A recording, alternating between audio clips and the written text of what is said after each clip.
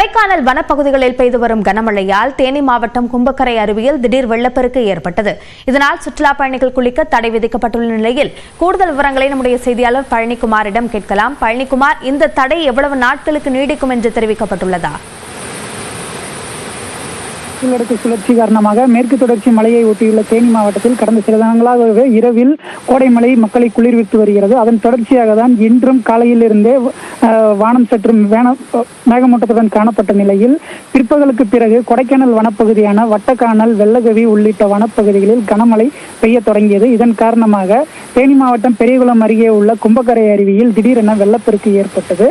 இதையடுத்து பாதுகாப்பு காரணங்களுக்காக சுற்றுலா பயணிகளுக்கு தற்காலிக தடை விதிக்கப்பட்டு அங்கிருந்து அனைவரும் வெளியேற்றப்பட்டனர். தொடர்ந்து நீர்பிடிப்பு பகுதிகளில் மழை அளவு குறைந்து அருவியில் நீர்வரத்து சீராகும் வரை இந்த தடை நீடிக்கும் என தேவதானப்பட்டி வனத்துறையினர் அறிவித்துள்ளனர். அபிநயா, விவரங்களுக்கு நன்றி பழனிக்குமார்.